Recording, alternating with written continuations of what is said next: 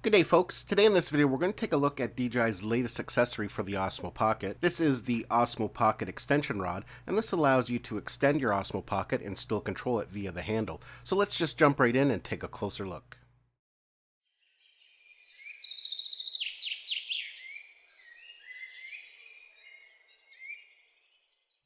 So a couple days ago, DJI launched two new accessories for the Osmo Pocket. They launched the Osmo Pocket extension rod and the waterproof casing. Now in this video, we're just going to focus on the extension rod, and we're going to do another video tomorrow or the day after featuring the waterproof casing, so keep an eye out for that. So this extension rod was kind of showcased alongside the launch of the Osmo Pocket. However, it just became available for purchase a few days ago on DJI's website. I just received it in the mail yesterday, so we're just going to take a quick look at it and see how it works and whether it's worth the $69 price tag. Now, to be honest with you, I thought this was going to come in at a higher price tag. DJI tends to really inflate the prices of some of their accessories. When I knew this was coming, I thought personally it was going to come in at a price tag of $89 or higher. $69 I don't think is ludicrous. Of course, it would have been nice if it was a little bit cheaper. What we got here, we have the rod in a plastic bag.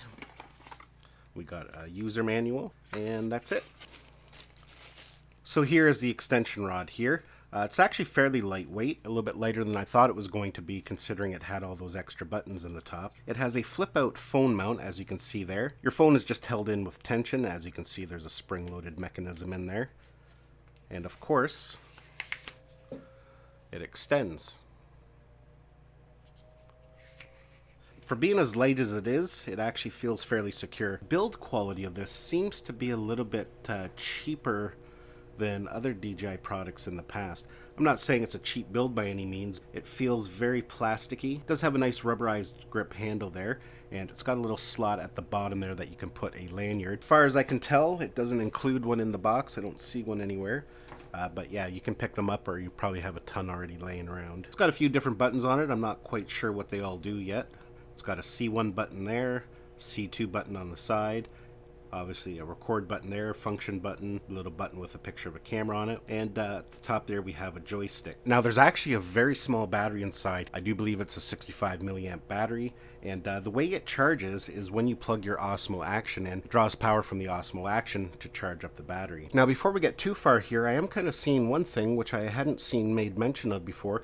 It looks like there's a cold shoe on the side there. So that's actually quite handy. As you can see there, you can attach a microphone right to the extension rod. It's also a nice little way to add a light if needed. You can see there, we've just got a little cube light on the side. There's a little lever at the side there that we're going to pull, and then we're going to open it up. You do have to remove any attachments you have, whether you have your smartphone adapter installed or the scroll wheel. You do have to take that off in order to install it. If you can see there, there's pins there at the top. Just slides right into it, just like that. And then we just lock it in. Now we are going to test it without a phone mounted first, because you're not always going to be using it with a phone. And to power it on, we're going to hold the function button. And as you can see there, it's powered on. So let's take a look and see what some of these buttons do. So first off, let's take a look. The C1 button here, if we press it, you can see it'll cycle through all the different modes. We got follow mode, tilt locked, FPV, so that's a nice easy way to switch between your different modes. If we press this little camera button there, it's going to flip around to face you, so if you're going to be doing any kind of vlogging, so that's quite handy as well. The function button, if you press it, will flip between photo mode and video mode, and again that's also your power button to turn it on and to turn it off. Our record button if we want to start recording or take photos, and we have a joystick in which we can control the camera. So the C2 button at the side allows you to switch your mode temporarily. For example, if you're in follow mode, if you press and hold the button there, you can see the tilt is now locked. When we let it go, it goes back to normal operation. And that'll work when you're in locked mode. If you hold it down, it'll then go to follow mode.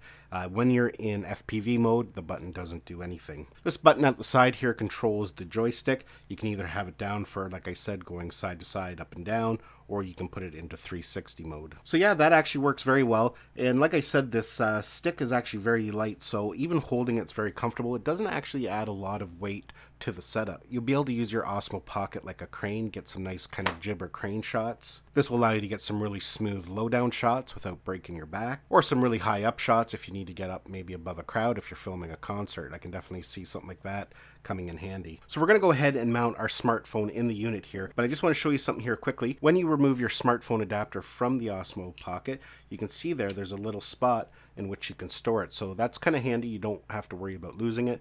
It is actually a very small part and can get lost pretty easy. So that's a nice little touch that they've added there. So now our smartphone is just held in there with friction and feels to be fairly secure in there.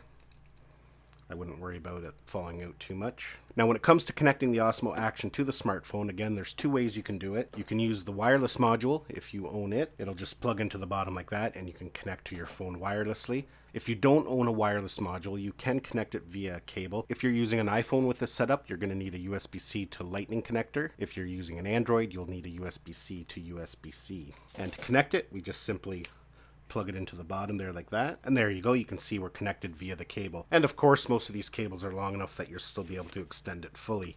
You might have to tie it up out of the way, but the most practical way is to use the wireless module. The nice thing about having your phone attached when filming is that you have a nice big viewing area, so you can really see what you're filming, and you have full control of all the settings. So yeah, that handle I think is going to come in handy for many people, including myself. I'm definitely going to be adding this to my camera bag. I really like the fact that it does have a cold shoe there for connecting a microphone.